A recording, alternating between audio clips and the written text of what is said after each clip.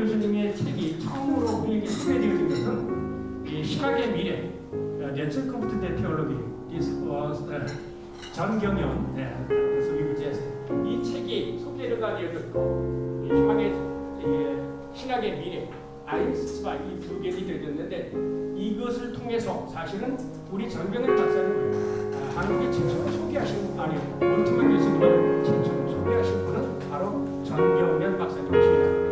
그리고 조금 전에 얘기하셨듯이 이 희망의 신학이라는 책을 통해서 전경영 박사님과 박봉란 교수님이 번역을 해서 한신대학에 소개가 되어졌죠. 아까 제가 말씀드렸으니까 거기 박봉란 교수님하고 전경영 교수님을 기억하시더라고요. 그리고 이 책이 조금 전에 말씀드린 이신건 박사님의 여기 앞에 계신데 이신건 박사님을 통해서 새롭게 번역이 되어짐으로 말미암아 희망의 신학이 다시금 30년이 지난 이후에 40년 한국에서 다시금 논의가 되어지고 있습니다. 그래서 이 몰트만의 신학 그리고 이 전경환 박사님의 소개를 통해서 연세대학교 교수님이었던 김진진 교수님이 이제 처음으로 몰트만 교수님의 제자가 되는 그런 영예를 차지하게 됐습니다. 이런 오랜 세월 동안 몰트만 교수와 한국 신학계와는 긴밀한 관계를 가지고 있고 몰트만 교수님의 제자가 9명이죠. 9명.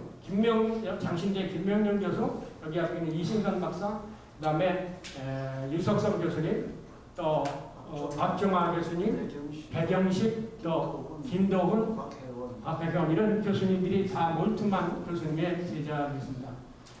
그래서 몰트만 교수님의 이런 한국과의 관계를 통해서 몰트만 교수님의 전집을 번역을 해서 다음 주 월요일 날 순복음교회에서 몰트만 교수 전집 출판 기념회를 가지게 됩니다. 이것을 위해서 오신 김에 저희들이 한번 모시고 언제 또 모실지 모르겠습니다. 연세가 90세니까 몰라서 정말 평소에 몰트만 신학에 질문하고 싶었던 걸 다 질문해 볼 수 있는 그런 기회를 갖고자 해서 이 자리에 모였습니다.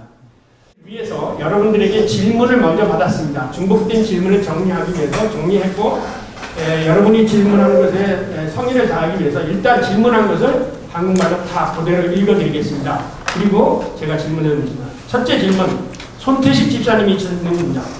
정치신학이라는 개념을 언제부터 생각하셨는지요? 그리고 그 계기는 무엇이었는지요?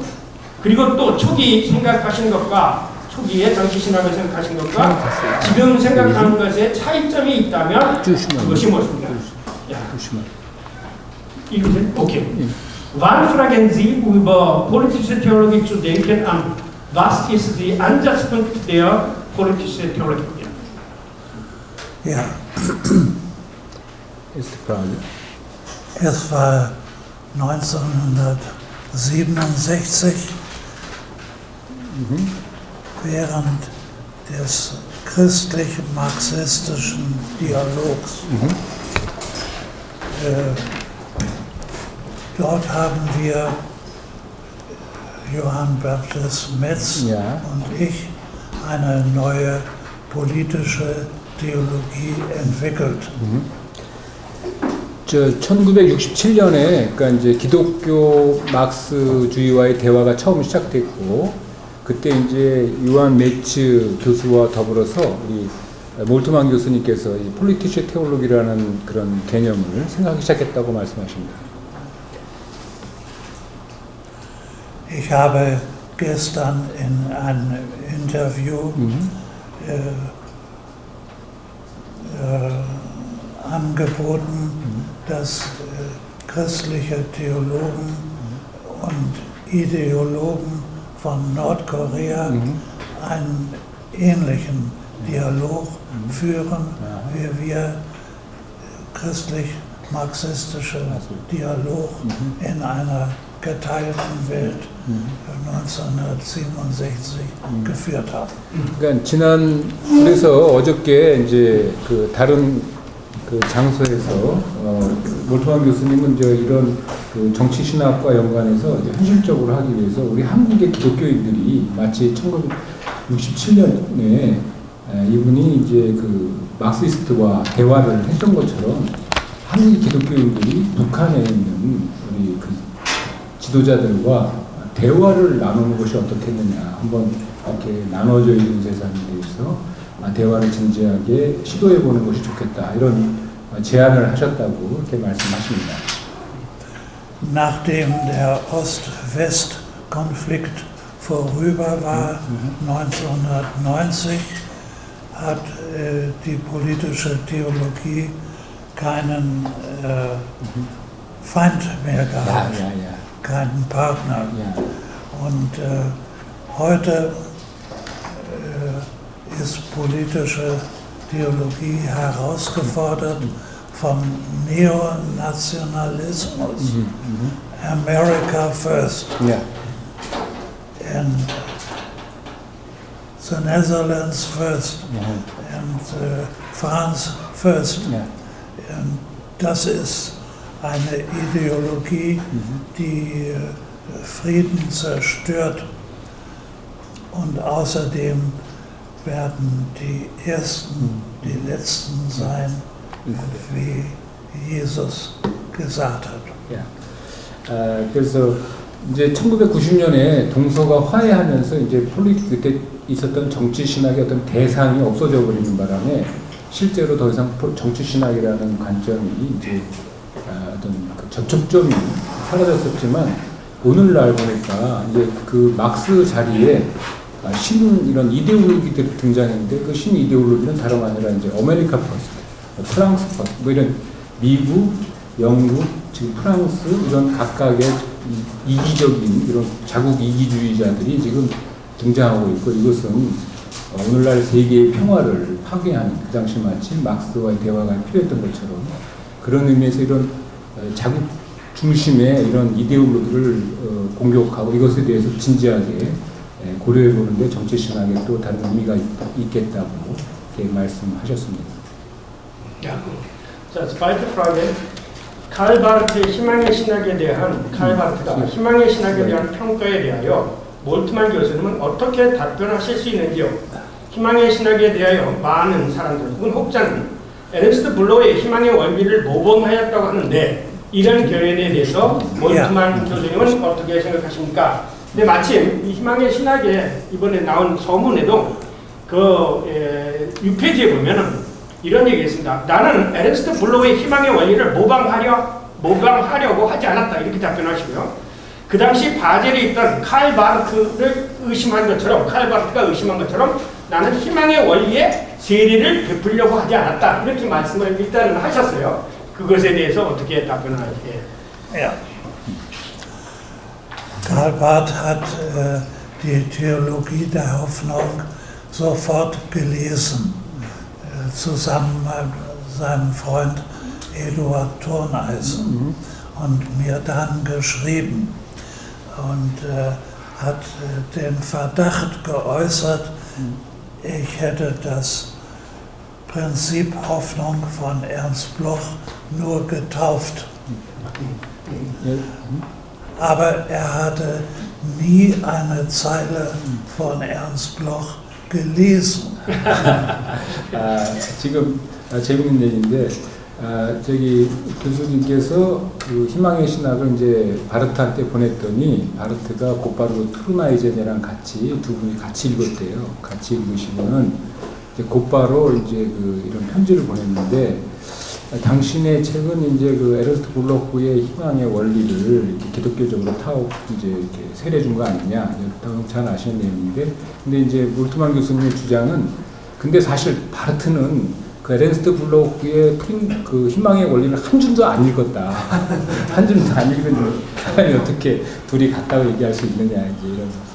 Und dann hat er noch geschrieben, Sie wissen, dass ich einst selber in der Versuchung war, eine Theologie der Hoffnung zu schreiben, aber ich habe die Finger davon gelassen. 그리고 여러분 아시는 것처럼 그 편지에 보면 또 이제 그 바르트가 이 몰트만 교수님한테 쓸 때 그 편지 안에 그 내용이 있죠. 나도 사실은 한때 당신이 생각했던 그런 희망의 원리를 가지고 희망의 신학을 쓰고 싶었습니다. 근데 난 너무나 거기에 이제 다른 길이 있는 것 같아서 포기했습니다. 놔두고 있었습니다. 근데 당시 썼습니다. 이제 그런 말씀이 있다는 거죠.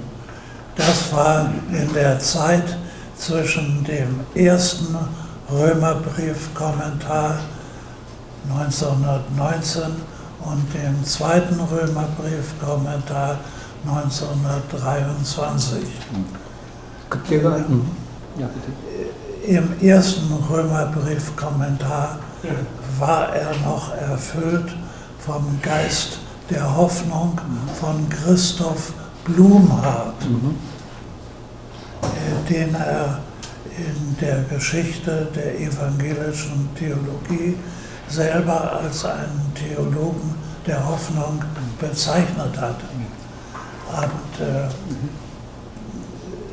dann ist eine Wendung geschehen von der Vorwärtshoffnung zur Ewigkeitshoffnung in Karl Barth.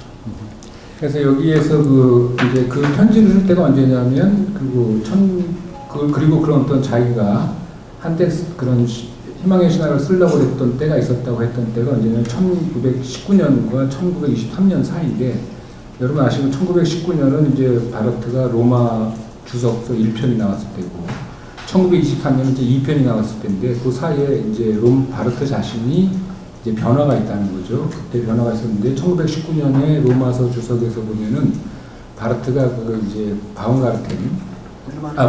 브룸하르트한테 너무 이제 브룸하르트의 희망의 원리에 희망의 정신화에 충혈되어 있었고, 바르트 자신도 그 20세기 이제 신학 인물을 쓸 때 이 브룸하르트를 희망의 신학자다 이렇게 할 만큼 희망에 대한 충실한 정신이 있었는데, 그 사이에 변화가 일어나서 1919년 그때에서의 정신은 남지 않고 1923년 제 2판이 나올 때에는 이제 여러분 아시는 것처럼 이제 그 영혼의 변적으로 변형이 일어났는데, 그래서 지금 볼트만 교수님의 주장은 바르트가 그 1919년에서는 역사적인 앞으로의 미래로부터는 희망을 말하고 있었다고 한다면 1923년서부터는 바르트가 영혼의 희망, 영혼으로 나아가는, 그러니까 더 이상 역사적인 것이라기보다는 영혼의 차원으로 이제 그런 변화가 있게 됐다 이렇게 말씀하십니다.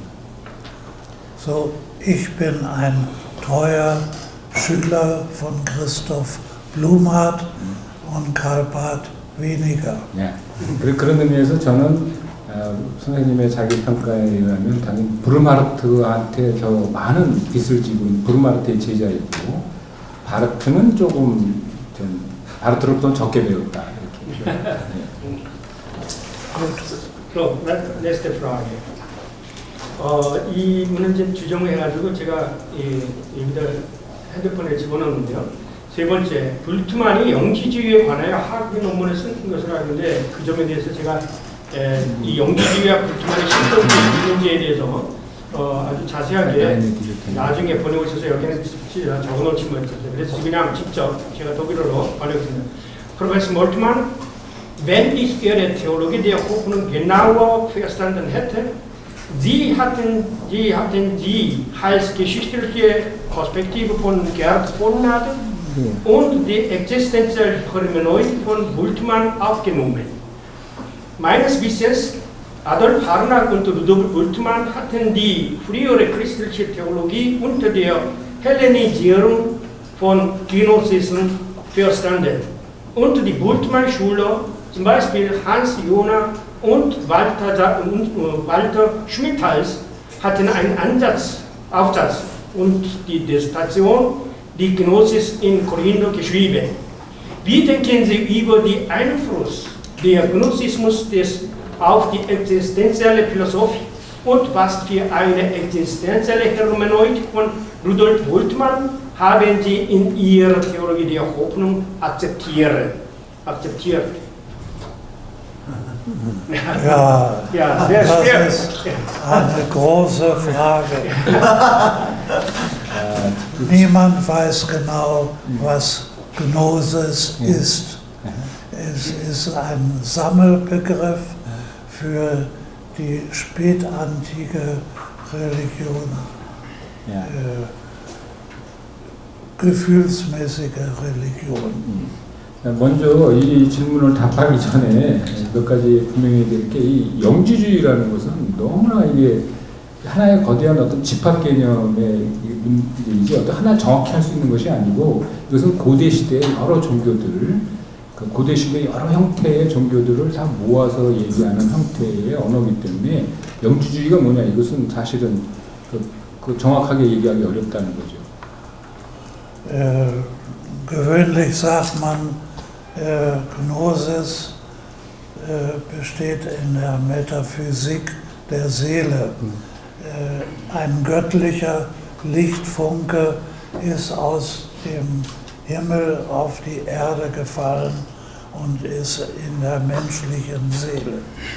Wenn er sich bewusst wird, dass seine Heimat im Himmel ist, ist er in der Erfahrung der Fremde. Und das verbindet die Gnosis mit dem Existenzialismus. Wir sind hier in der Fremde und wir sehnen uns nach Hause. Und unser Zuhause ist im Jenseits. 만약 그 그노시스와 영지주의와 이제 실존주의의 어떤 연결점을 찾는다고 한다면, 영지주의 안에 제일 핵심이 뭐냐면 영혼의 형이상학이라고 할 수 있는데, 그것은 이제 기본 철학이 빛이요 영원한 어떤 진리인 일자다.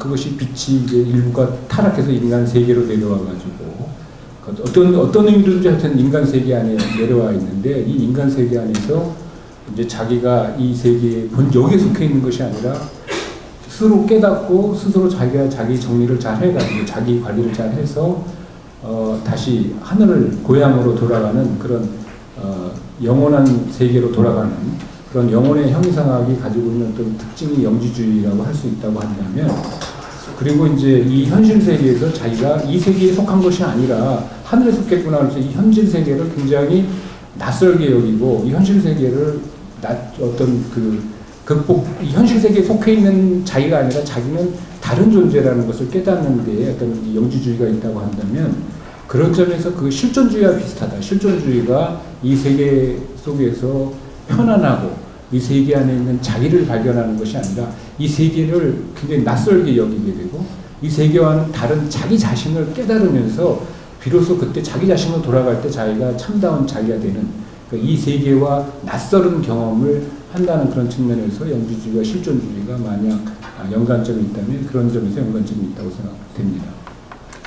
Die gnostische Erlösungssehnsucht geht von der Erde in den Himmel. Und Hans Urs von Balthasar hat gesagt, die christliche Hoffnung ist eine transzendentale Hoffnung, dass wir in den Himmel kommen. Und ich sage, wir beten täglich, dein Reich komme wie im Himmel, so auf Erden. Und die Erde ist unsere Heimat.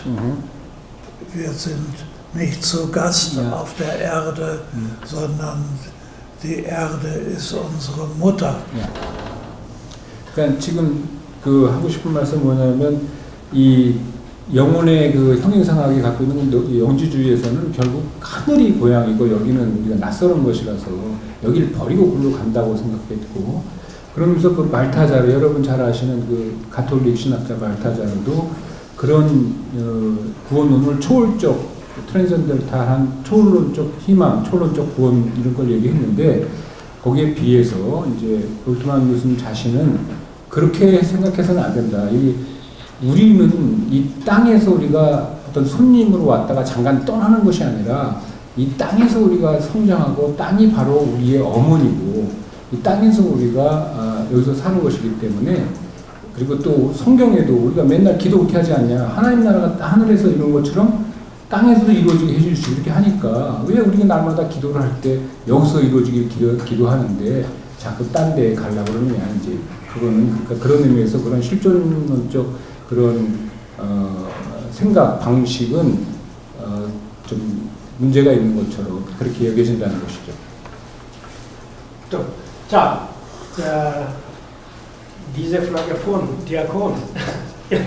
이게 집사의 질문이었습니다. 네, 자, 손태 집사님 오늘 리플라기 하실 수 있어요? 한번 다시. 어디 계십니까? 자, 제 질문 보시면 예, 제가 질문하겠습니다. 예. 이 문제에 대해서. 예, 이 문제에 대해서 예. 그렇다면 그 예수 그리스도는 땅의 문제가 아니라 부활하시고 예. 하늘로 다시 올라가셨잖아요. 승천하셨잖아요. 그렇죠. 그 하늘로 올라가신 그 부분은 몰토한 교수님은 지금 땅의 문제를 자꾸 얘기하신다고 그래요. 땅에서 지금 이루어진다고 그러시는데 그게 이루어지는 건 맞는데 예수님 부활하시는 거 부활하신 예수님이 올라가신 거 승천하신 자리가 어디입니까? dann er fragte danach, dass wie denken Sie über diese Jesus wiederbeleben und die Himmelfahrt, wie Jesus hat wiederbelebt und er in nach der Bibel Jesus geht nach Ja. Himmel und dann wie denken Sie oder wie können Sie interpretieren diese Sätze?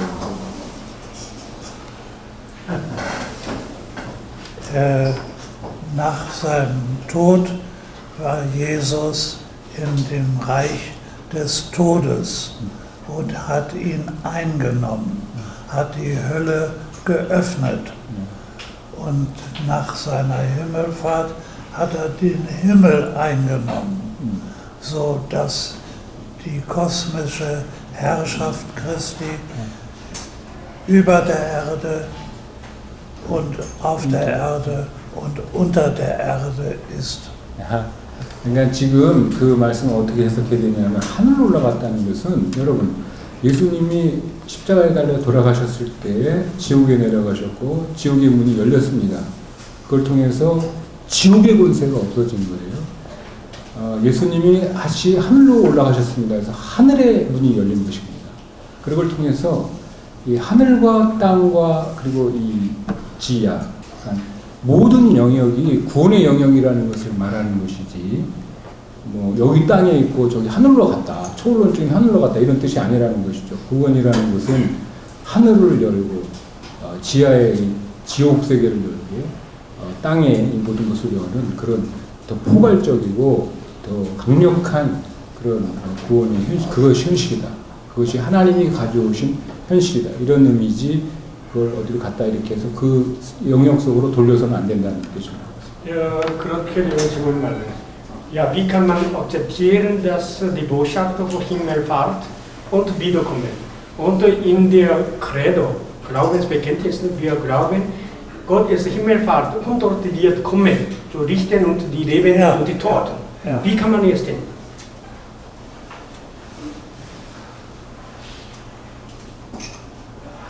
Ich 제가 질문한 게 spreche, 뭐냐면 이 몰트만 교수님이 그 하늘에 올라가고 땅에 내린 것을 하나의 그 온 세계의 하나의 거트스샵들을 청구를 한다면 우리가 사도신경에서 하늘에 올라갔다가 재림을 심판하러 오신다는 재림에 대한 문제라든지 예수 그리스도에 대한 모든 그 힘멜파르트에 대한 그 성경의 복음을 어떻게 해석할 수 있겠느냐 그런 질문을 드렸습니다. ich spreche nicht von der Wiederkunft Christi und nicht vom Second Coming of Christ. It is the third coming of Christ. Er kam im Fleisch, er kommt im Geist, er wird kommen in Herrlichkeit.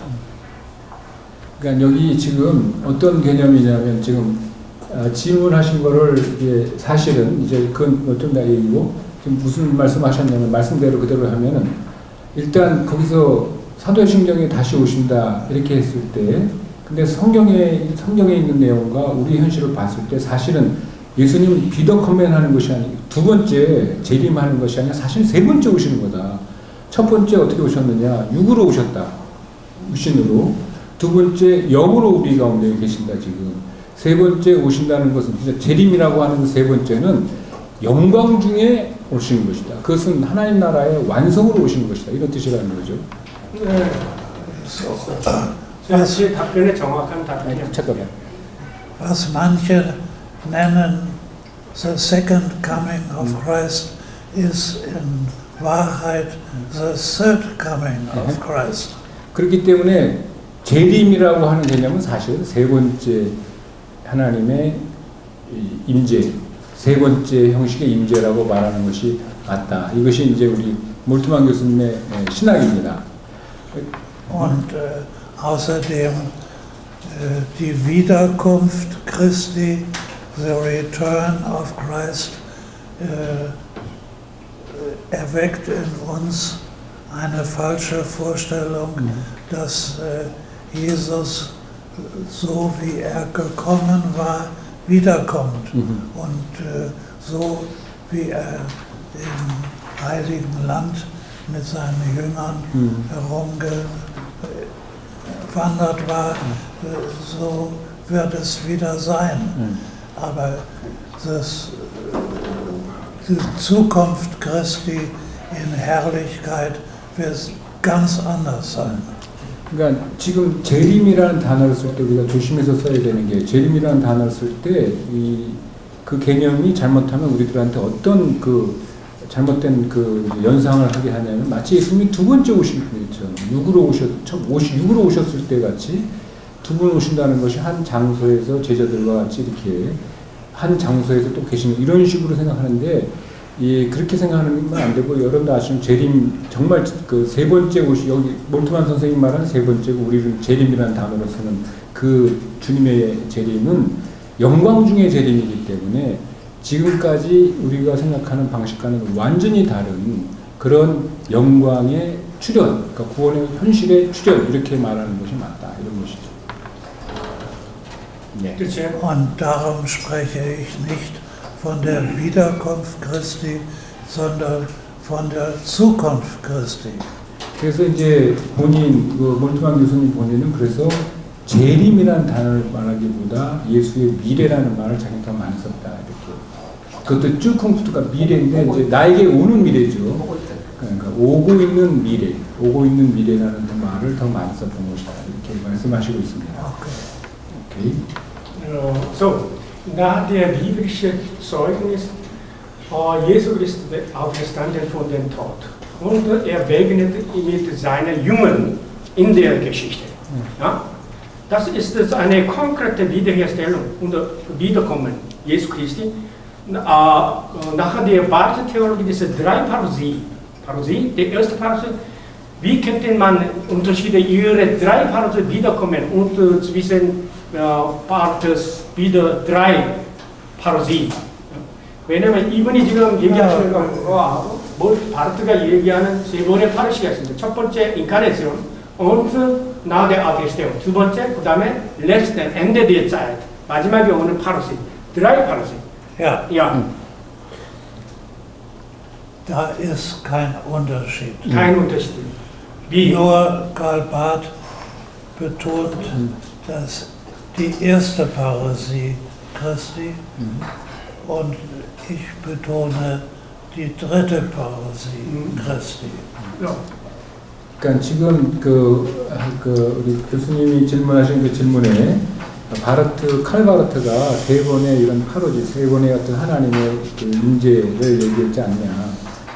그것과 지금 몰트만 당신이 얘기한 첫 번째 육으로 오고 영으로 오고 제일 영광 중에 오고 이거랑 뭐가 다르냐, 이런 질문을 하셨고, 거기에 대해서 이제 교수님은, 몰트만 교수님, 다른 것은 없다. 다른 건 없고, 다만 바르트가 첫 번째 육으로 오셨을 때의 그 첫 번째 그 역사적 예수의 그 형장을 강조했다고 한다면, 몰트만 본인은 세 번째 영광 중에 오는 그 파르세아, 세 번째 그 영광 중에 오는 그 임재, 그것을 더 많이 강조한 것이다, 이렇게. 차이가 있다면 그렇다, 이렇게 얘기했습니다. 예. 뭐 저가 질문할 수 없으니까 이제 다른 질문을, 그거와 관련돼서 여기 이영기 교수님이 질문한 걸 제가 얘기했습니다. 칼 바르트와 열트만의 오펜 바르트 베그리프의 이해 차이가 과연 뭔가라는 것입니다. Was ist die Differenz zwischen Karl Barths Offenbarungsbegriff, EPG, und Moltmanns Konzeption von offenbaren Gottes? Hier. Genau. ja. 이영기 교수님. Wollen Sie eine zweistündige Vorlesung oder eine kurze Antwort? 올해 정말 이렇게 긴 어떤 강의를 원하시냐 아니면 짧은 대답을 요구하시느냐 지금 이영기 박사님께. Eine ganz einfache Definition von 조금만 설명을 해주시면 네. Barth spricht von der Selbstoffenbarung Gottes. 바르트는 하나님의 자기 계시를 강조했죠.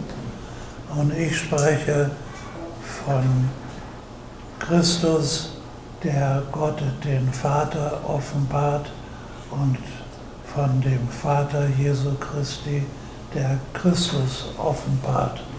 그 반면에 이제 그 몰트만 교수님은 그 예수는 하나님이 아버지가 계시하신 것이고 아버지는 아들에 의해서 계시되고 그러니까 바르트는 하나님의 자기 계시라는 큰 틀에서만 얘기했다고 한다면 몰트만 교수님 자신은 보다 더 구체적인 삼위일체 안의 역사를 얘기했다 이렇게 얘기하죠. In Christus sind alle Gottes Verheißungen Ja und Amen. 그리스도 안에서 모든 하나님의 약속은 긍정적이고 또 아멘으로 나타나죠. So ist die Christus-Offenbarung die bestätigte und in Kraft gesetzte Verheißung Gottes. 그래서 그 예수 그리스도의 계시 안에서 우리가 뭘 알 수 있냐면 하나님의 약속이 확인되고 하나님의 약속이 실현되는 그 능력을 우리가 알 수 있습니다. Und am Ende der Tage wird Gott offenbar werden, wie er ist. Und wir werden ihn sehen, wie er ist. 그렇기 때문에 마지막 날에 하나님의 약속이 실현되는 그때에 그때 하나님이 누구시고 하나님께서 약속하신 것이 무엇이고 우리가 누구인가를 그때 더 정확히 알게 될 것이다. 이렇게 말할 수 있습니다. Weil Barth den Offenbarungsbegriff christologisch fasst, versäumt er den Offenbarungsbegriff eschatologisch zu fassen. 그러니까 그 바르트는 이 계시 개념을 기독론적으로 예수 그리스도를 설명하는 데 집중했기 때문에 몰트만 교수님 자신이 보실 때 그 계시 개념이 종말론적이라는 것을 충분히 설명하지 못하지 않았느냐 그런 점에서 자기가 차이가 있다고 이렇게 얘기할 수 있다고 말씀하셨습니다. Ja, jetzt möchte ich eine Frage stellen. In Ihrer Hoffnungstheorie haben Sie die Offenbarung unter der Verheißung Gottes. Ja. Und wie könnte man unterschieden Verheißung, das ist alte testamentliche Perspektive von Gnade, zum Beispiel die Israel-Geschichte, das ist Landverheißung und so weiter. Aber in dem Neuen Testament ist die Verheißung Jesu Christi über die Reich des Gottes im Himmel. Ja. Wie könnte man die Unterschiede in ihrer Offenbarungskonzeption und die Karl-Barths Konzeption? Ja, um es einfach zu sagen, 1960. 예, 제가 말씀드립니다. 자, 이분이 그 호프론스테오로기 속에서 계시를 약속으로 이해를 하셨어요. 우리가 일반적으로 계시를 얘기하면 하나님이 자기를 계시하는 바르트는 하나님이 자기를 드러내는 것을 계시를 이해하셨는데 이 몰트만 교수님은 폰나드의 그 할수계시 구속사적인 점을 가지고 이 이스라엘 역사를 이제 설명하시면서 아브라함에게 약속하시고 이 약속을 계시로 이해하셨거든요. 그래서 제가 그 약속과 계시가 어떻게 갖출 수 있겠느냐 그런 질문을 했습니다. Als ich anfing, waren in Deutschland zwei Lager der Theologie. Da war Karl Barth und da war Rudolf Bultmann. Und die Barthianer machten Theologie von oben nach unten. Und die Bultmannianer machten Theologie von unten nach oben. Und dann erschien Gerhard von Raths Theologie des Alten Testamentes. Und das überzeugte Wolfhard Pannenberg und mich, geschichtlich anzufangen, von der Erinnerung zur Hoffnung. Und damit überwanden wir den Konflikt zwischen Barth und Bultmann. Und mein Lehrer Ernst Käsemann hatte Bultmann kritisiert. Im Zentrum der paulinischen Theologie steht nicht die Anthropologie, sondern die Apokalyptik. 야, 그러니까 지금 그 몰트만 교수님이 이제 수업을 신학 공부를 시작할 때 독일은 한쪽은 말트이안들이 다 잡고 있었고 또 한쪽은 여러분 잘 아시는 불트만 학파들이 있었는데 그래서 말티안은 이제 위로부터의 신학을 계속 해오고 있고 불트만 쪽 신학자들은 아래로부터 위로 올라가는 신학을 하고 있는데 그 갈등이 일어나고 있을 때 그 폰라드의 그 구약성도 신학이 나왔다는 거죠. 근데 구약성도 신학에 보니까 이렇게 하나님의 어떤 적극적인 복음적 어떤 계시적 양식을 위로부터는 아래로부터 생각하는 것이 아니라 역사로부터 설명할 수 있는 길이 열렸다는 거죠. 그래서 거기에 대해서 판넨베르크와 몰트만 교수 자신은 굉장히 거기에 호응하게 됐고 그 길을 떠나서 갔더니 그래서 그 길을 떠나서 결국 하나님을 말할 수 있는 방식이 위로 아래로부터가 아니라 기억으로부터 미래로, 그러니까 이 구약의 역사가 기억에서부터 미래로 나가는 그런 그 길을 택한 것이었는데 거기에 자기들이 이제 그 길을 떠나게 됐던 것이고 그를 통해서 이제 이런 갈등을 극복하게 됐다 이렇게 말씀하시고 있습니다. So, das ist Buch von Ernst Käsemann. Das letzte Bild ist. 아 그리고 깨제만 얘기하시니까 생각이 나는데 하나 뭐 내가 통역을 안 했는데 아니네 보면 하나 통역을 안 했는데 뭐냐면 그러면서 그 볼트만에 대해서 그 선생님 그 볼트만 교수의 스승님 깨제만이 비판을 했는데 뭐라고 비판했냐면 이 바울 신학의 핵심은 인간론이 아니라 바로 종말론이다. 그러니까 정말론이 아니라 그 뭐죠 묵시문학이다. 묵시문학도 정말론. 그런 의미에서 그 볼트만의 이런 신학이 잘못 이제 시도된 것이다 이렇게 말했고 자기는 그걸 또 받아들여서 역사적인 이런 사고 구조를 이런 종말론적 묵시문학적 종말론 그런 역사적 형태로 이제 계시를 이해할 수 있는 길을 찾았다 이렇게 말씀드릴 수 있겠습니다. 그 조금 전에 그 볼트만 교수님의 선생님이라고 하는 에르스트 게제만 볼트만의 제자죠. 이분의 그 마지막 그 논문이 뭐냐면 Der letzte Wille Gottes, 하나님의 마지막 의지. 근데 이것을 이제 Das ist ein ganz kleiner Kommentar von Johannes Evangelium 17.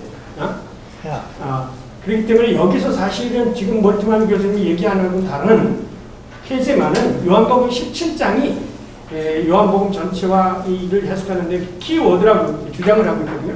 그게 뭐냐면 만세전에 하나님께서 나와 함께 그리고 여기서 그리고 마지막 때도 함께라고 하는데 몰트만 교수님이 만약에 당신이 정말 게제만의 제자였다면 그것을 수도했는데 이 지상에서의 하이막 The Erde is not the Heimat des Menschen 그렇게 되어지는데 해석이 좀 달라지는 것 같아요. 시간이 없기 때문에 더 깊이 못 나오고요. 두 번째 이 몰트만 교수님은 한스 프라이와 제가 그 원어가 많아질 이름이 스펠이 많은지 모르겠는데 한스 프라이와 조지 린드베그는 1970년대 등장한 소위 뉴 예일 스쿨이 형성이 되는데 이것에 대해서 어떻게 생각하십니까? Professor Moltmann, wie meinen Sie über die Theologie von sogenannten New Yale School beziehungsweise Hans Frey und George Lindbergh von 1970? Ja. 1970 ist nicht neu. 야. 1970년 새해가 아니면 새 것이 아니죠. 네. Das war damals eine barthianische Schule in Yale University. Ich habe Hans Frey kennengelernt, aber die neue Schule von Yale ist Miroslav Wolf und der ist ein Meisterschüler von mir. 아, 예. 아, 여기 지금 그 뉴엘 스쿨이라고 해서 여러분 한스프라이나 린드백의 그런 어떤 그 사람들이 익히는 어떤 포스트 리버럴 테올로지 이런 그러니까 이제 후기 자유주의 신학 이런 운동이 이제 한국에서는 이제 뉴웨일 신학이라고 그렇게 알려졌는데 교수님 보기에 그건 하나도 새로운 것이 아니고 오히려 이제 그 예일 대학에 그때 이제 빨티안들이 많이 있었고 그리고 실제로 정말 그 예일 대학의 새로운 신학을 출발한 분은 본인의 제자인 Wer ist der? Den Namen. Miroslav Wolf. 미로슬라프 볼프라는 분이 이제 실제로 볼프가 진짜 그 예일 신학에 진짜 새로운 신학을 한 사람이다.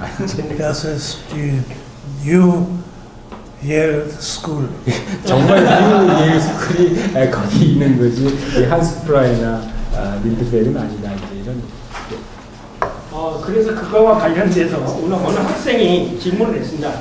독일에서 신학 공부를 하기 싶은데 홈페이지요. 조직 신학 교수로 추천해 주실 분이 계십니까? 현재 주목하고 있는 계신 조직 신학자가 있습니까? Ja, ich hoffe in Deutschland Theologie zu studieren. Wer ist der bekannte Theologe, der die zukünftige Theologie in Deutschland aufführen kann? Empfehlen Sie mir. 학생의 질문이었어요. Wir haben einige gute Theologen.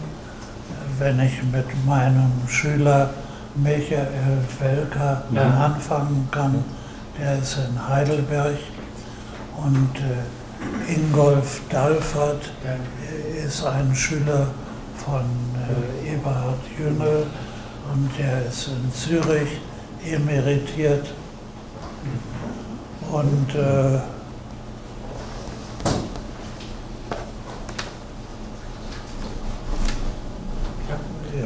야, 일단 뭐 그걸 하면 다시 브로우로 넘어가 가지고요. 에르스트 블로의 희망의 철학과 몰트만기의 신학 사이의 차이가 뭐냐라면요. 여기 있기 때문에 좀 먼저 이해하시고요. 나는 이른바 신막스주의 에르스트 블로우의 메시아적인 철학에서 이처럼 미래를 지향하는 신학을 위한 가장 철학적 범주를 발견하였다. 나는 그의 희망의 원리의 초판을 구입하였으며 1960년에 스위스에서 휴가를 보내는 동안 이를 읽었다. 나는 이 책이 너무나 매료되었기 때문에 내 아내에게 매우 유감스러운 일이지만 스위스 산의 경관을 감상할 틈도 갖지 못했다. 나의 첫인상은 다음과 같았다. 왜 그리스도 신학은 희망을 내팽개쳐야 하는가? 이승건 교수님 이렇게 아주 적나라하게 표현했습니다. 하지만 희망의 원리는 원래 그가 본질적으로 그 자신의 가장 고유한 주제가 아닌가 반문하죠. 그 다음에 나는 자기 비판적 질문을 던졌다. 원시 그리스도교의 생생한 희망의 영혼은 오늘 어디에 남아있는가? 그 다음에 이어서요. 오히려 나는 유대인의 그리스도인의 신학적 전제를 위해 그의 필적하는 신학을 전개하고 싶었다.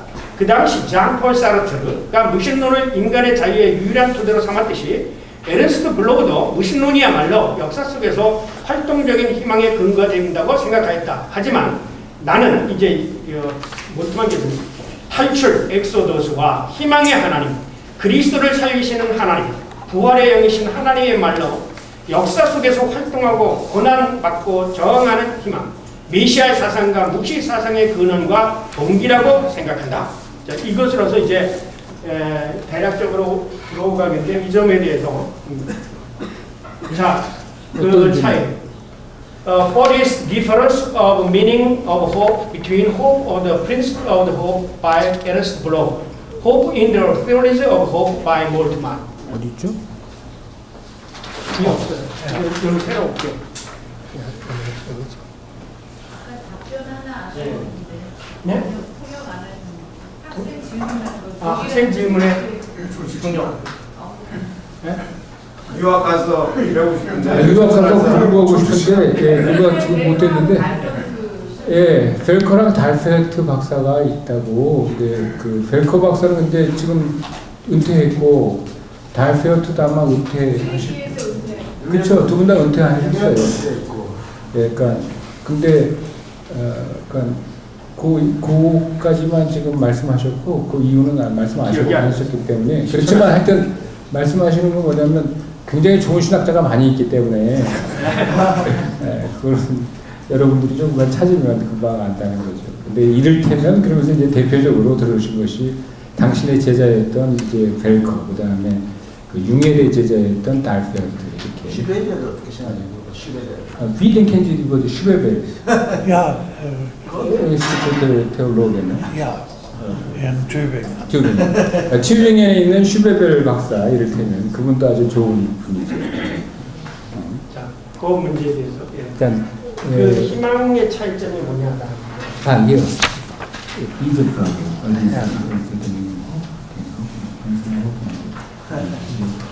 Ernst Bloch hatte eine Auslegung des Marxismus als Lehre vom tausendjährigen Reich.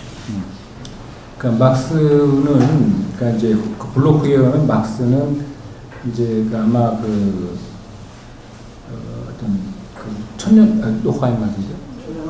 천년왕국의 어떤 관점에서 물질을 이해하고 있는 사람이라고 생각하죠. Aber in der christlichen Tradition ist das Millennium eingespannt in Eschatologie und ist eine Vorform des Reiches Gottes auf Erden in der Zukunft. 그 반면에 이제 우리 기독교에서는 이 천년왕국이라는 것은 이제 그 종말에 이루어질 하나님 나라의 어떤 전 형식이라고 볼 수 있다는 거죠. 그러니까 막스에게 있어서 그 블록 부분은 막스를 그러니까 이제 천년왕국적인 환상을 가지고 물질 자체로부터 물질 자체 안에서부터 이해했다면 기독교는 하나님으로부터 이해했다는 뜻입니다. Ernst Bloch hatte zwei Utopien. Dass die Sozialutopie malt Zustände voraus, denen die Armen aufhören, arm zu sein. Und die Menschenrechtsutopie malt Zustände voraus, in denen die mühseligen und Beladenen aufhören. Aber er hatte keine Antwort für die Sterbenden und die Trauernden. 그러니까 브로크의 그 개념 안에 보면 두 개의 유토피 개념이 있다. 하나는 소치알 영역의 그러니까 가난하고 이런 사람들에게 그 가난이 그치는. 두 번째로 그 인권의 영역에서 쓸 수 있는 그런 어떤 유토피가 있는데 그렇기 때문에 거기서 정의가 실현되는. 그렇지만 이 브로크에게는 뭐가 없냐면은 죽고 슬퍼하는 자, 인간의 연약함, 유약성 그런 종교적인 어떤 영역이 통치할 수 있는 그런 죽음의 문제에서의 유토피는 거기 브로크한테는 없다는 거죠. Und die Theologie der Hoffnung beginnt mit der Auferstehung Christi. 반면에 우리 희망의 신학은 예수 그리스도의 죽음으로부터의 부활에서부터 시작하는 것입니다. 그렇기 때문에 죽음으로부터의 부활에서 시작한다는 것은 조금 전에 얘기한 그 세 번째 잊지 않은 그러니까 브로크에서는 찾을 수 없는 그런 새로운 희망의 영역을 더 갖고 있고 그런 영역에서 진정한 희망을 말할 수 있다 이렇게 할 수 있는 거죠.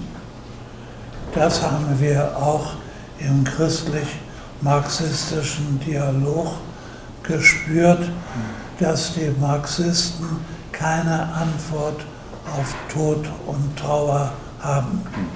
그래서 이런 내용을 이제 막스이스트 아까 1960년대에 있었던 막스주의자와의 대화에서도 다시 확인할 수 있었는데 그 막스주의자들은 죽음의 문제, 그 다음에 슬픔의 문제, 영혼의 정서의 문제 이런 것들에 대하여 사실은 그들은 아무런 답을 갖고 있지 않았다는 거죠. Einer der tschechischen Marxisten hat mir gesagt, für mein politisches Leben lese ich das Kapital von Marx. Aber wenn es zum Sterben kommt, lese ich die Psalmen der Bibel. 그러니까 그래서 그 체포에 있던 자기 이제 대화를 나눴던 체포의 어떤 한 공산주의자 그 간부는 말하기를 나의 정치적인 어떤 이런 삶을 위해서는 본인이 그 막스의 그 자본론을 읽고 거기에서 공부를 하지만 자기가 죽음이 다가오고 이런 문제에 부딪혔을 때에는 석서의 시편을 읽는다 그렇게 얘기를 했다는 거죠. 또 여보세요? 네. 자, 그거와 관련이 되어서 그 질문을 하나 더 던지겠는데, 아까 그 희망의 신학과 관련되어서 지금 막 프레스도 보는 거죠. 오영석 교수님 아주 긴 질문을 하셨어요. 이게 뭐냐면 우선 그 예수님이 오신다고 몇 번씩 약속하고도 아직 심판지로 오시지 않았다는 이유가 무엇입니까? 그리고 루터도 그 당시에 예수님이 오시려고 기대하고 그랬었는데 우리는 계속해서 다시 오지 않는 예수의 약속을 속은 것이 아닌가? 그러면서 이제 두 가지 질문을 줬습니다. 하나는 이제 3페이지에 있습니다. 모트만 교수님은 기독교의 희망의 근거를 예수의 부활, 희망의 신학에서 말씀하시는데 예수의 부활을 믿고 고백하도 아무런 가시적인 희망이 없는 자에게 희망을 말하는 게 무슨 의미가 있는가? 사람을 속이는 게 아닌가? 부활에 근거한 기독교의 희망을 고난과 시련 속에서 신음하는 자들에게 무슨 희망의 빛을 비추겠는가? 또 왜 악인들이 잘되고 건강하고 의롭고 건강한 사람은 고난을 당하는데 이러한 부조리한 현실 앞에서 하나님은 전능하시고 의롭다고 증언할 수 있는지 이 신정론 문제에 대해서 어떻게 답변하시는지 그래서 Wie kann man unter der Theologie die Hoffnung der Theodizee Frage verstehen? Ja. Theodizee Frage. 읽으셨어요? Was war die Antwort Gottes auf die Frage des sterbenden Christus? Mein Gott, warum hast du mich verlassen? 거기에 대한 답은 여러분 잘 알고 무엇이 하나님의 그 예수님이 하나님 아버님 왜 아버지 나를 버리셨습니까? 했을 때 하나님의 거기에 대한 응답이 무엇이었습니까? Es gibt keine abstrakte Antwort, nur die konkrete Antwort, die Auferstehung des Gekreuzigten. 거기에 대한 답변은 어떤 추상적인 것이 아니라 구체적이고 현실적인 것이었는데 예수 그리스도가 부활하게 하셨다는 것입니다. Und wenn wir in einer Situation seufzen, mein Gott, warum hast du mich verlassen, dann finden wir Trost in Jesus, dem es genauso gegangen ist.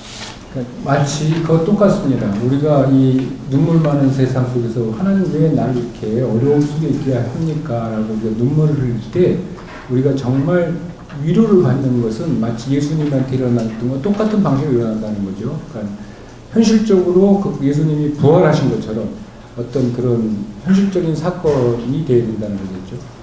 Das heißt, wir müssen die Theodizee-Frage aushalten ohne Antwort. 그 무슨 뜻이냐면 이 신정론을 이론으로 말할 수 있다고 말하면 안 된다는 거죠. 이론적인 답변이 될 수 있는 것이 아니라 이것은 하나님께서 우리에게 주시는 답변을 스스로 기다려야 된다는 것이죠. 자, 다음 질문은 그 다음에 문제는 이런다. 오영석 교수님 질문은 In der Theologie der Hoffnung haben Sie die Erfüllung der Hoffnung an den Advent Jesu Christi geschoben. Aber der Advent Jesu Christi ist noch nicht erfüllt. Dann, Ihre Hoffnungstheologie ist nicht in Gegenwart, sondern immer noch in Werden oder nur in Zukunft. Wie kann man solche Hoffnung für echte, gute Hoffnung des Menschen halten? Ist das etwas ein Betrug? 네. 이게 뭐냐면 예수 그리스도가 몇 번씩 오신다고 약속했는데 심판지로 이런 말씀입니다. 그 호프농스 테올로기에서 이 약속의 성취를 자꾸 예수 그리스도의 그 오심 여기로 그렇게 얘기하고 거기가 가서 이제 이 희망이 완성되어진다고 하는데 그러면 아직도 그것이 이루어지지 않는다면 당신의 신앙은 인모비가 항상 되어감 속에 있고 그런 것이 아닙니까? 그렇게 되면 결국은 테오디때 아까 테오디제 이 신정론 문제 역사 속에서 이루어지지도 않는 호프능 그렇다면 그 호프능은 단지 하나의 베트로 기만이 아닌가 그런 질문이겠습니다. Die Gegenwart Christi ist eine Gegenwart, die niemals zur Vergangenheit wird, weil sie gebunden ist an die Zukunft Christi. Die Zukunft Christi ist eine Gegenwartsdimension, die lässt uns neu anfangen, wiedergeboren zu einer lebendigen Hoffnung, wiedergeboren zur Freiheit. Und Freiheit meint von neuem anfangen können. 그러니까 지금 이 현실, 예수 그리스도의 오늘의 계획과 현실은 과거로 벌어져가는 일반적인 신앙으로 현실이 지금 오늘은 과거가 되어버리는데 예수 그리스도의 어떤 현재는 그게 과거로 되어버리는 그런 현재가 아니라 항상 현재입니다. 이것은 왜 그러냐면 예수 그리스도의 미래와 연관된 그런 것이기 때문입니다. 예수 그리스도의 현재라는 개념은 그렇기 때문에 우리를 항상 새롭게 시작하게 하고 항상 우리를 해방시키고 그래서 항상 우리로 하여금 새 힘을 얻게 하는 그런 어떤 항상 새롭게 하는 현재이지 그 과거로 지나가 버리는 일반적 시간의 흐름에 있는 현재 그것과는 다른 것이다. 그렇기 때문에 이 희망의 신학에서의 그 하나님의 현재 이것은 그렇게 그 언제든지 이렇게 또 과거로 가보고 속이고 그런 것이 아니라 그리스도의 현재가 미래와 연관됐기 때문에 우리는 항상 더 새로운 시작을 할 수 있도록 한다는 것이죠. 그런 의미에서 이 질문은 좀 잘못된 네. 그거와 연관시켜서 이제 김경성 목사님이 질문하신 건데 교수님은 오시는 그 하나님에서 시작이 다시 마지막이 시작이다. End is no 안방이라고 이렇게 말씀하셨는데 교수님의 그 종말론 신학에 의하면 사람들은 예수 그리스도의 복음에 대한 믿음 없이도 죽은 자 가운데서 부활할 수 있는 희망이 주어졌다고 주장하고 있습니다. 이것이 사실이라든가 근거라면 이것이 사실이면 어떤 근거에서 그렇게 말씀하셨는지 그리고 왜냐하면 제가 교수님의 책을 정확히 이해했다면 교수님은 지옥은 영원하지도 않고 더 나아가 교수님은 지옥 자체를 부인하고 계시기 때문입니다. 교수님은 사탄도 끝내는 구원을 받는다고 믿으시는지요?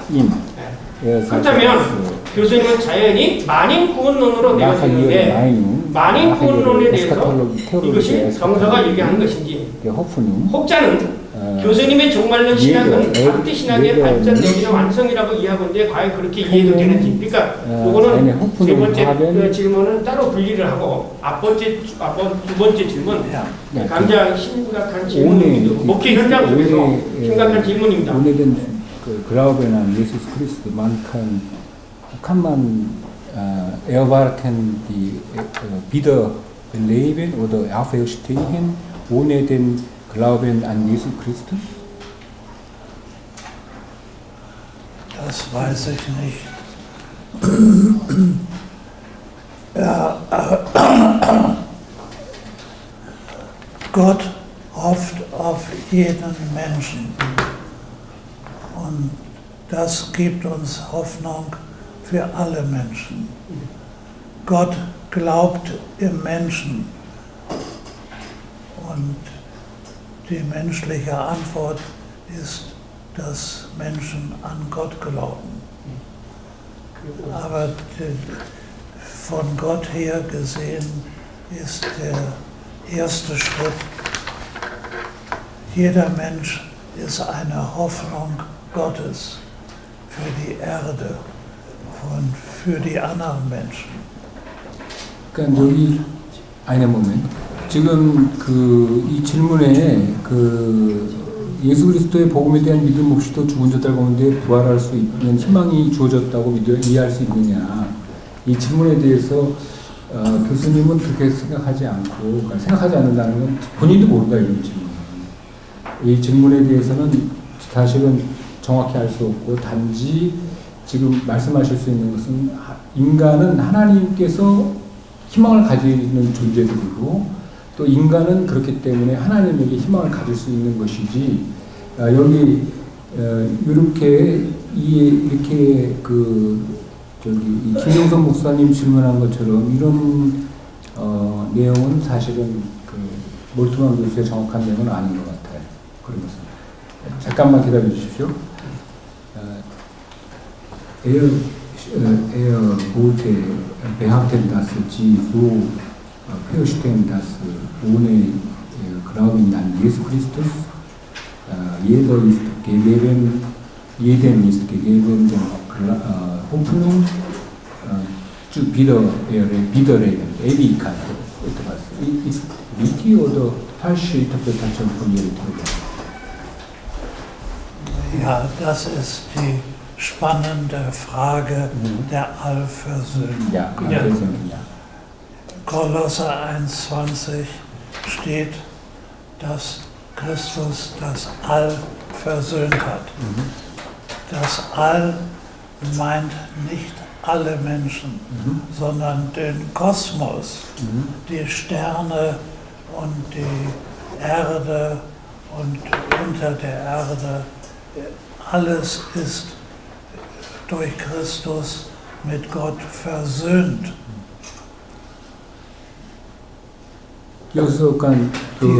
Die Frage, ob alle Menschen gerettet werden oder nicht, ist eine Frage, die wir Gott zu antworten überlassen müssen. Ja.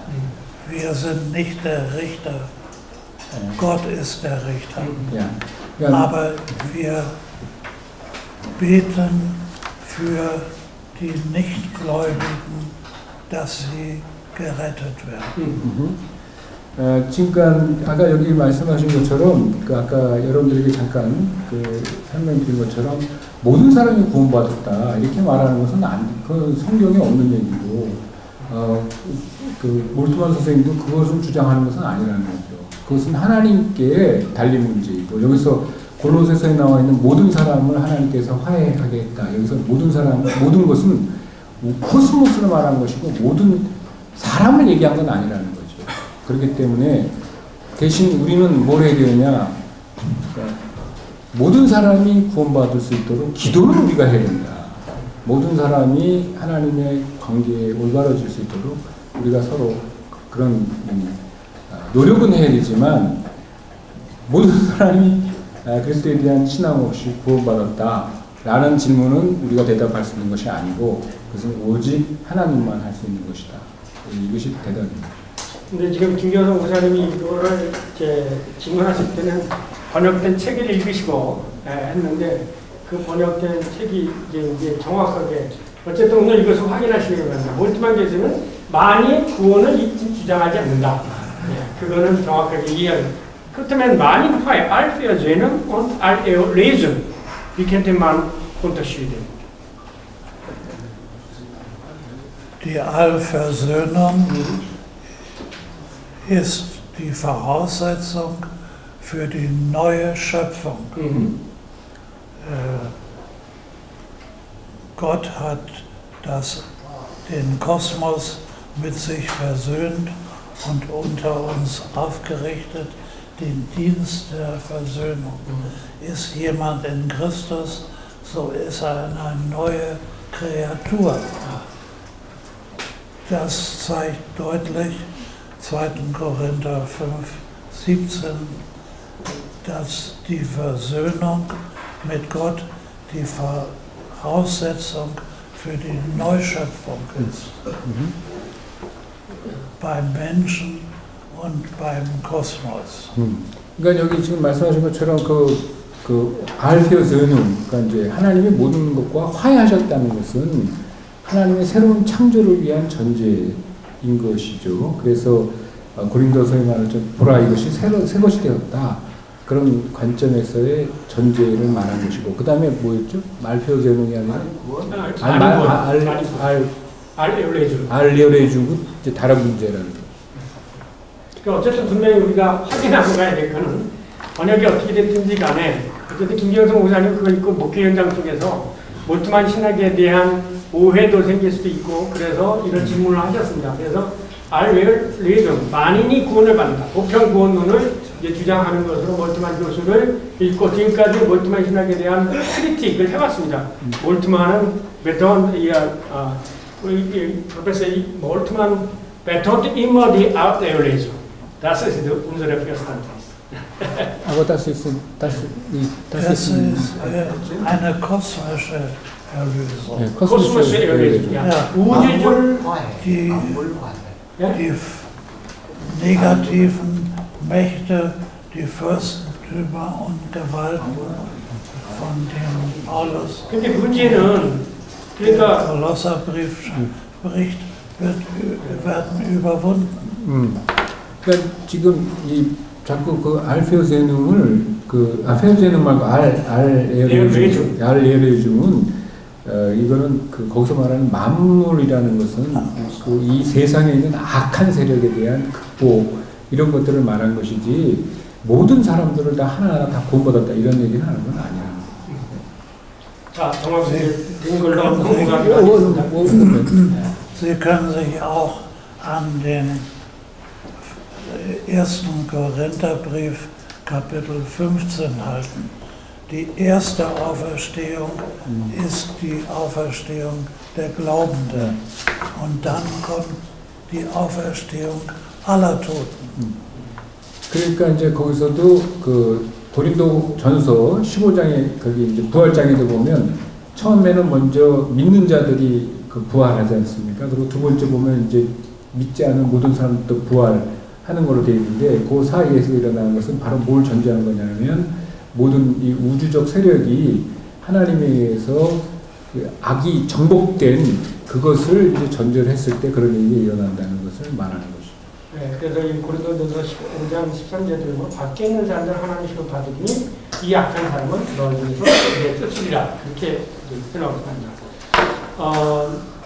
이제 가본 질문 또 하나 있는데 몰트만 교수님께서 디트리트 보네포에게서 그 어떤 신학적 영향을 받으셨는지요? 만약 그렇다면 구체적으로 어떤 부분에서 영향을 받으셨는지 알고 싶습니다. 혹시 보네포에 관한 교수님의 논문이나 책이 있는지요? 그래서 이번엔 지금 모르는가 본데 몰트만 교수님이 쓴 이 하나의 책이 있습니다. 몰트만 보네포의 사회윤리라는 책이 있습니다.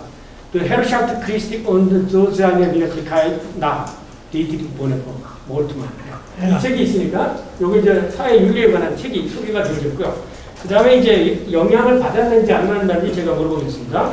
Haben Sie vielleicht etwas einen theologischen Einfluss von der Theologie von Dietrich Bonhoeffer auf Ihre Theologie der Hoffnung aufgenommen? Haben Sie etwas einen Aufsatz oder einen Eindruck über die Theologie von Dietrich Bonhoeffer geschrieben? Könnten Sie es mir informieren? Ja.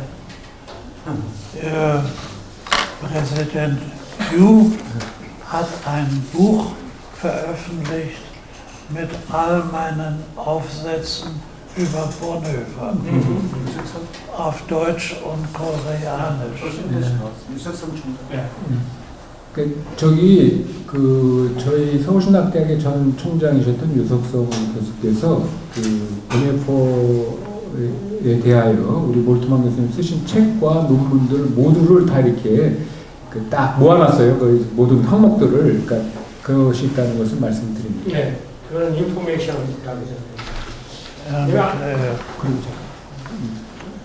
Das Buch von Bonhoeffer, das mich stark beeinflusst hat, waren seine Briefe aus dem Gefängnis, Widerstand und Ergebung. Die wurden erst in Deutschland 1951 veröffentlicht. Und darin ist keine Theologie der Hoffnung. Bonhoeffer sagte nur, der leidende Gott kann uns helfen. Ja. Kommt von Bonhoeffer. Ja, Ja.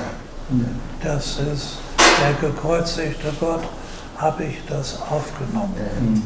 그러니까 지금 아마 여러분들 위해서 잠깐 말씀드리면 보네퍼의 글 가운데 이제 몰트만 교수님에게 가장 큰 영향을 끼친 것은 보네퍼의 편지들이고 그 편지가인데 그 여러분 옥중서신이라고 되어 있는 그 저항과 순종인가요? 복종. 저항과 복종이라고 된 그 단행본으로 된 그 내용 가운데 그것들이 이제 그 편지들이 몰트만 교수에게 큰 영향을 미쳤다 본인에게는.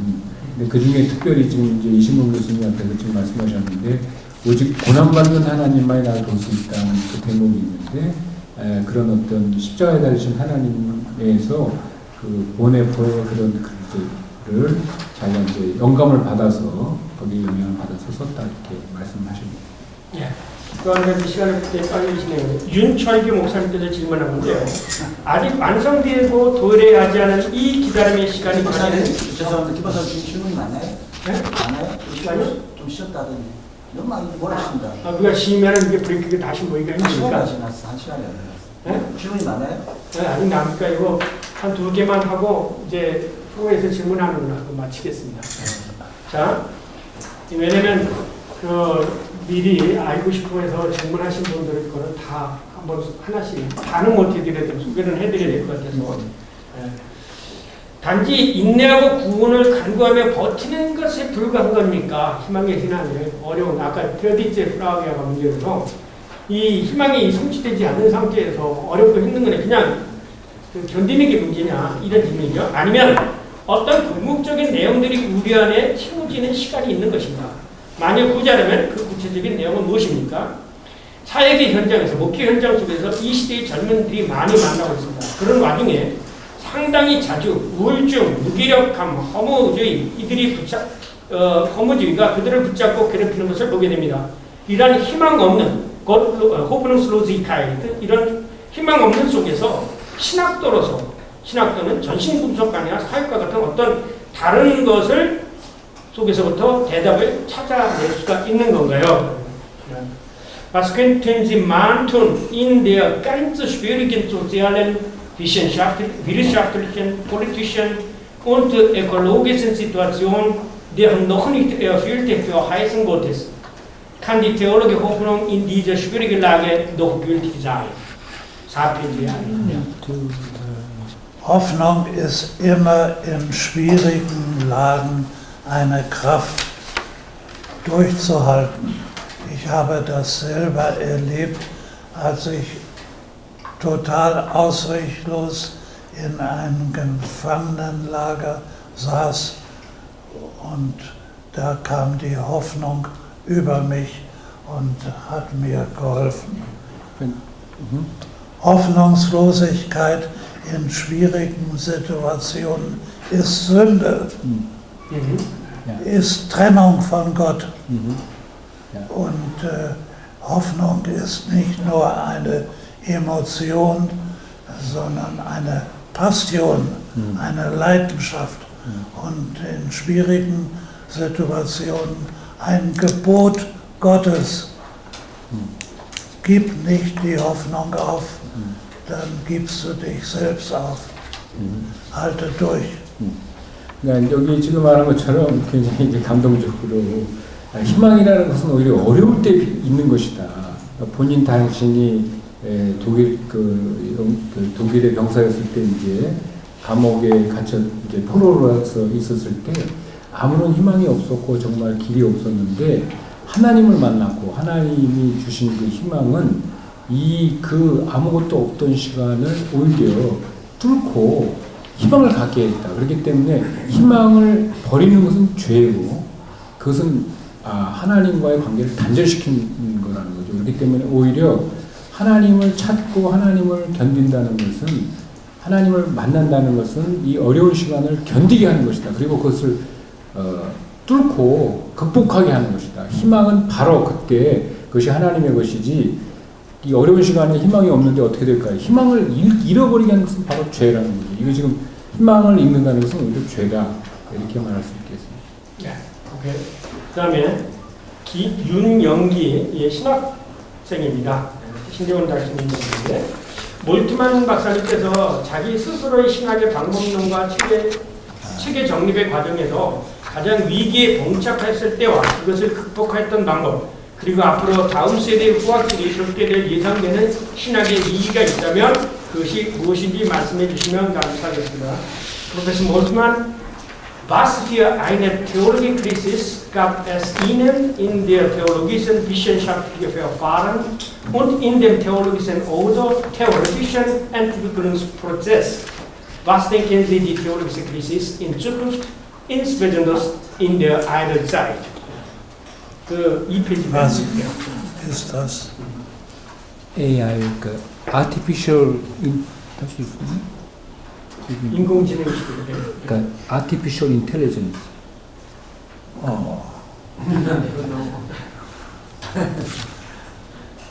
Es reicht mir meine natürliche Intelligenz. Ich brauche keine künstliche Intelligenz. 교수님 지금 나는 그 인공지능에 대해서 이렇게 나는 나의 지능으로 충분하고 우리의 지능을 기대하는 게 낫다고 일단 거기에 대해서는 좀 다른 질문으로 하셨고요. 그 위기의 문제예요. 네. 그래서 내 질문을 내가 적어놓은 게 어디 갔죠? 거기 있어요? 거기 이걸로 드리는 게 좋을 것 같아요. 제가 질문을 적었거든요. Hier. Diese Frage können Sie uns vorstellen, einiges Methode oder Konzeption, wenn es irgendwie etwas gibt, durch die die Krise in der Prozess der Fälschung ihrer eigenen theologischen Methodologie gibt es besonderes Konzeption oder Methode? Ich habe gestern an Yonsei University gesagt, Theologie ist immer in einem Dreieck. Kirche, Öffentlichkeit, Akademie. Und die Theologie ist eine Funktion der Kirche, eine öffentliche Funktion und eine akademische Funktion. Und wenn wir zu akademisch werden, müssen wir zur Kirche zurückkehren und kirchliche Theologie machen. 그러니까 지금 아마 그 신학은 세 가지 축이 있다. 반드시 이 세 가지를 지켜야 되는데 하나는 교회를 집중적으로 교회를 이해해야 되고 두 번째는 공공성, 그러니까 사회의 연관성을 갖는 공공성. 세 번째로는 이제 학문성, 아카데믹한 그런 학문성. 그래서 만일 우리가 정말 아카데믹한 신학을 하고 싶어 한다면 여전히 뭘 해야 되냐? 교회적인 신학을 해야 된다는 것이죠. 교회를 맞아야 된다는 것이죠. 그러니까 이 세 가지 축은 항상 같이 가야 된다는 거죠. 교회적이 되고, 아카데미적이 되고, 그 다음에 사회 연관적인 공공성을 가진 그런 모습으로 신학은 전개되어야 된다. 이렇게 말입니다. 자, 이제 두 가지만 남았습니다. 광고 드리겠습니다. 만약에 이야기에 신천지 관계자가 발작이 되어지면 법적 조치를 하기로 하겠습니다. 아까 우리 시작을 할 때 신천지의 이만희가 여기 와가지고 볼트만 교수님한테 질문하겠다고 이렇게 해서 저희들이 내쫓았는데 혹시 신천지에 속한 분, 우리가 알 수 없지만 어쨌든 발각되면 법적으로 처리를 하겠습니다. 이 질문과 관련해서 하나 이제 가벼운 질문을 하나 하고 마지막 질문입니다. Ja, wie kann man keine Wachstum der Kirchengemeinde in Deutschland unter der Perspektive der Theologie der Hoffnung? 한국말로 다시. 몰트만 교수님이 희망의 신학이 되는데 독일의 교회는 계속해서 교회가 성장을 하지 않는데 어떻게 희망의 신학 속에서 그것을 이해할 수 있겠느냐. Ja, das hat zwei Gesichter. Wenn Leute die Kirche verlassen, werden die Christen selbstbewusster. 만일 그 교회 지금 이제 독일뿐만 아니라 서부에 서방의 이제 교회들이 이제 비어가고 있는데 그건 두 가지 이제 국면이 있다고 생각됩니다. 하나는 사람들이 교회를 떠나면 떠날수록 교회는 점점 자기 자신을 자각하게 된다는 것이죠. Der Gottesdienstbesuch lässt nach, aber die Abendmahlsgemeinschaft wächst. 그러니까 예를 들면 예배에 오는 사람들은 점점 숫자는 적어지지만 그 성만찬에 참여하는 사람들을 통해서 그 사람들은 점점 더 분명한 자기 의식을 회복하고 있게 된다는 것입니다. Am letzten Sonntag ist der Kirchentag der evangelischen Christenheit in Berlin zu Ende gegangen. Das waren wieder 150.000 Leute, die für 4 Tage diskutiert haben, gesungen haben, gebetet haben. Und es ist in der Öffentlichkeit sehr positiv aufgenommen. 그러니까 지난주에 베를린에서 이제 교회 날, 독일은 이제 교회라고 그래가지고 교회 날에 전부 다 모이거든요. 그래서 교회 날 모였는데 베를린에 거의 수십만 명이 모여가지고 같이 공적으로 기도하고 그렇게 했고 그런 것들이 그 다른 독일 사회에 굉장히 긍정적인 영향을 미쳤다고 이렇게 말씀하죠. So, ich habe keine Sorge über das Christentum in Europa. 그렇기 때문에 본인은 그 유럽에서 기독교가 없어진다는 그런 위기의식은 잘못된 것이다. 근데 지금 우리 몰트만 교수님만 그런 말씀하시는 게 아니라 제가 이제 몇몇 우리 독일의 교수들을 같이 만나서 얘기했는데 실제로 그 우리들이 그렇게 알고 있잖아요. 교회가 이제 많이 줄어들고 있다. 근데 실제로 독일 교회의 숫자는 늘어가고 있다는 얘기예요. 실제로 그 교회 거기 그 헌금을 내는 사람들의 그 숫자에 의하면 그대로 유지되거나 오히려 조금씩 늘어가고 있는 그런 추세지 막 세속화 시대가 일어난 다음에 확 줄어갈 것이다라는 그런 염려는 맞지 않게 됐다. 트라이애키리가 성장하는 Dann, was ist vielleicht eine Ursache dafür, dass die freie Gemeinde erwächst in Deutschland so schnell? Freie Gemeinde. Wir haben vor 100 Jahren die Staatskirche aufgelöst. 1919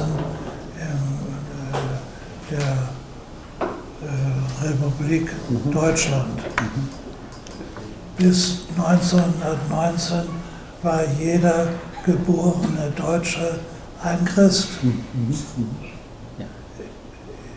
So ist es in Norwegen, Schweden und Dänemark noch heute. Jeder geborene Norweger ist ein Lutheraner, ob er getauft ist oder nicht. Und wir bewegen uns von der alten Staatskirche zu einer selbstständigen Kirche. Ich vermeide den Ausdruck Freikirche. Die Kirche muss selbstständig werden. 그러니까 지금 그 프라이게마이데라고 했었는데 이제 그렇게 쓰는 것보다는 셀프 스탠딩 키르케, 그러니까 이제 독립적인 교회. 그러니까 이제 1919년까지는 독일도 이렇게 국가교회 형태로서 태어나면 누구든지 다 독일 교회 교인이었어야 되는데 이미 1919년부터 그것이 없어졌다는 거죠. 그래서 1910년, 19년부터는 이제 모든 사람들이 저절로 기독교인이 되는 게 아니라 기독교라고 잘 고백을 해야 기독교인이 되는 그런 시대가 됐고, 그래서 1919년부터 독일교회는 이제 그런 국가에 의존하는 그런 체계에 의존하는 교회가 아니라 셀프 스탠딩이 하니까 자기 스스로 독립적으로 서는 그런 교회 형태가 됐고, 반면에 이제 스웨덴이나 노르웨이나 이런 데는 아직도 거긴 국가교회 형태를 갖고 있다고 그래요. 그래서 노르웨이 같은 경우는 태어나자마자 저절로 다 누구든지 거긴 루터파 신자가 됩니다. 그런데 우리는 그렇지 않고, 그렇기 때문에 이런 여러 형태의 그런 어떤 감리교, 성교 이런 것들도 성장할 수 있는 여건은 거기 있었다 이렇게. 네. 자, 이제 마지막 하나의 질문하고 이제 이 프로에서 질문하실 분 잠깐 쉬었다 하셔야 될 것 같아요. 피곤하셔가지고. 네? 피곤해. 예. 피곤해서 그러나 뭐 오셨으니까 하겠죠. 자, 렛츠 하나님의 허정인 박사가 질문합니다. 하나님의 창조의 자리를 마련하기 위해서 자기 비움, 진전 테오리 이게 없어요 거기는. 뭐 없죠. 있다고 말씀하신 걸 알고 그렇다면 하나님이 스스로 계신 자리는 어디에 있다는 건가? 왜냐하면 하나님은 모든 것을 채우고 있어서는 빈 자리가 없게 되기 때문이다. in ihrer Schöpfungstheologie, 예. sie haben benutzt die Jinchung. 진전. Ja. Ja. Das heißt, Gott entriert sich selbst. Ne? Nein. Er nimmt sich Er nimmt zurück, zurück. um anderes sein zu lassen. Ja, dann meine ich hier Frage ist, dass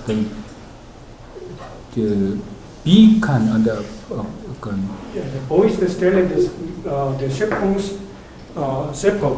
nach dem Zinsen?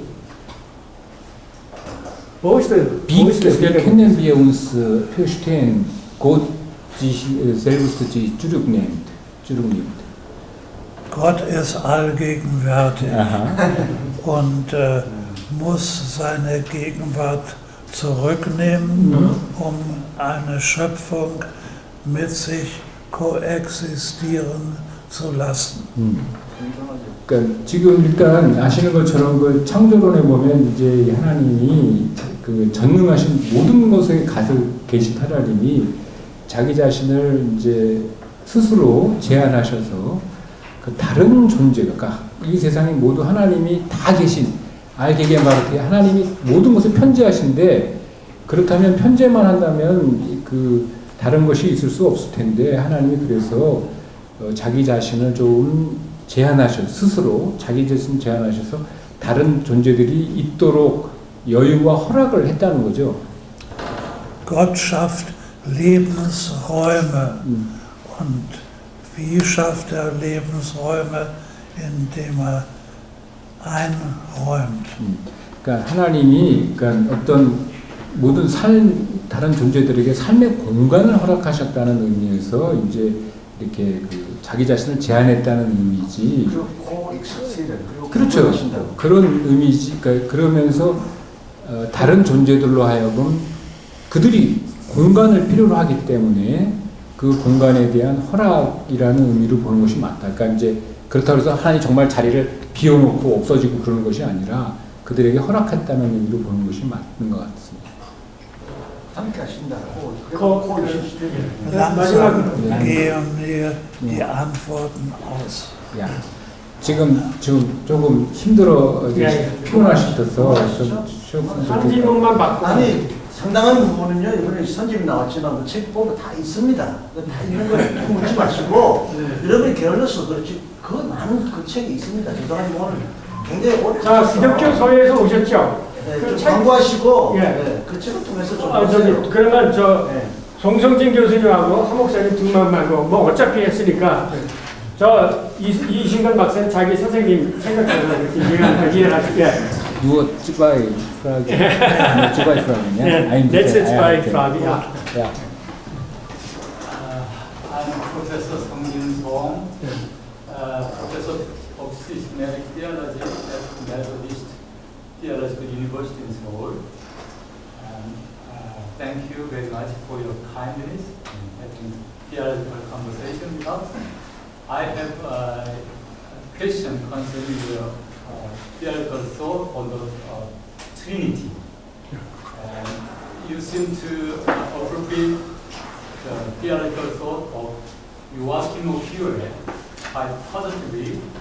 You talk about the change of, according to your book, The Spirit of Life.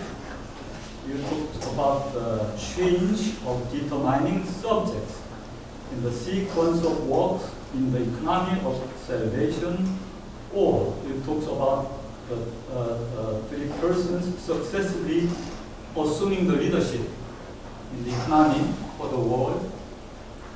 And your thought is quite contrasted to Augustine's thought. Augustine claimed that the divine persons are not divided in the economy for the world, and that leads me to have the suspicion that your Trinitarian thought might be a kind of tritheism. So how could you respond to my We speak in German of Dreieinigkeit. Und wenn Sie die Christusgeschichte als Gottesgeschichte lesen, dann kommen Sie in Gemeinschaft mit dem Sohn Gottes. Und der Gott Jesu Christi wird Ihr Gott und Vater. Und Sie erleben die Kräfte des heilenden und lebendig machenden Geistes in der Geschichte mit Christus. Und das ist die ganze Trinitätslehre. Der Vater und der Sohn sind eins, weil der Vater im Sohn ist und der Sohn im Vater ist. Johannes 17, 21. Es ist eine perichoretische Einheit in der Gemeinschaft des dreieinigen Gottes. 그러니까 지금 질문하신 것은 이제 결국은 이제 몰트만 선생님이 이제 소위 말해서 그 사회적 삼위일체라고 그렇게 가지고 이제 많이 그 질문 다 할 수는 없고요. 그러니까 이제 보통 몰트만 선생님의 그 삼위일체론을 이제 삼신론이 되지 않냐 이런 어떤 의심을 가지고 얘기하고 있기 때문에 이제 삼신론 아니냐 이렇게 질문을 하신 거고요. 거기에 맞죠? 그런 질문을 하신 거고 거기에 대해서 이제 몰트만 선생님의 답변은 이제 독일말로 삼일체를 이제 독일말로 이제 드라이 아이니카이트 셋 하나됨 이렇게 표현하거든요. 그러니까 그러면서 결국은 이제 성경에 보면 아버지, 아들, 성령의 그 공동적 삶에 대한 증언이기 때문에 그리고 그것이 페레코레스 하는 그러니까 서로 상호 침투 아버지 안에 아들이 있고 아들 안에 성령이 있고 또 성령 안에 아버지가 이렇게 상호 침투하는 그런 그 상호 침투적 방식으로 공동체로 존재하는 한 하나님에 대한 증언을 성경에서 하고 있으니까 그걸 그런 측면에서 이제 그 사회적 삼위일체라고 말한 그런 측면을 강조한 것이다 이렇게 아주 굉장히 지극히 교과서적인 답변을 또 하셨습니다. 자 마지막.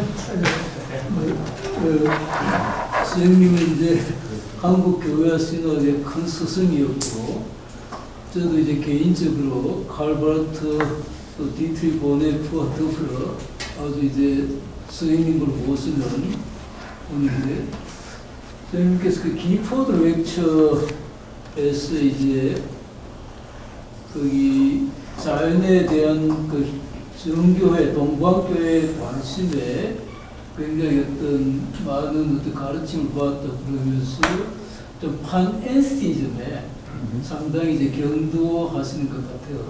그렇다면 판엔스티즘하고 삼일체론을 어떻게 우리가 조화시킬 수 있는지 생각하시나요?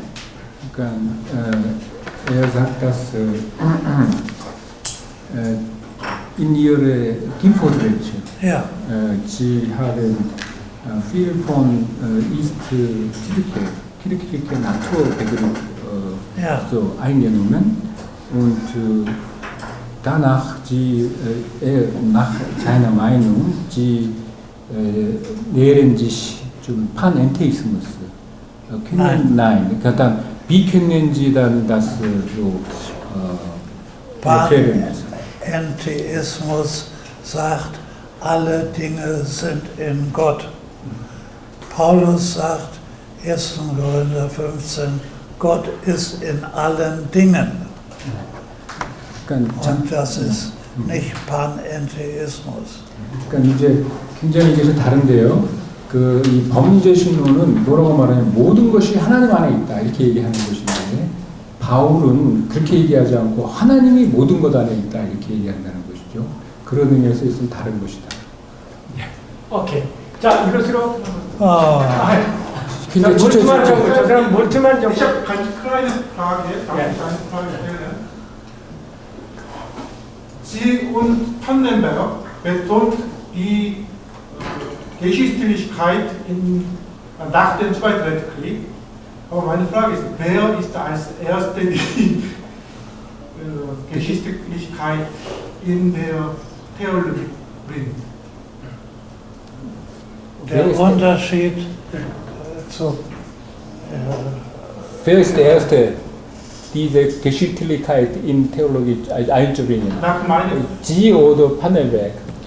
Pannenberg hat die Hegelsche Geschichtsphilosophie in die Theologie eingebracht. Ich habe Auschwitz aus Dreh- und Angelpunkt von der Nachkriegstheologie gemacht. Geschichte heißt nicht Entwicklung, sondern Katastrophe. Auschwitz für Deutschland. 그러니까 한마디로 말해서 지금 그렇게 말씀하시면 좀 섭섭한 게 판넨베르크는 헤겔 철학에서 영향을 받은 역사 개념을 신학에 갖고 왔지만 그렇기 때문에 그 진정한 역사가 아니라는 거죠. 역사가 어떻게 계속 발전하는 것입니까? 반면에 이제 몰트만 선생님은 나는 그 아우슈비츠, 그다음에 전쟁의 경험, 이런 혼란과 어려움 속에서 그것을 바꾸는 그런 어떤 새로운 역사의 전환점에 대한 얘기를 한 것이다. 그럼 누가 진짜 역사성에 대해서 얘기한 것입니까? 아, 진짜 역사는 여기가 있습니다. 자, 너무 시간이 많이 나요.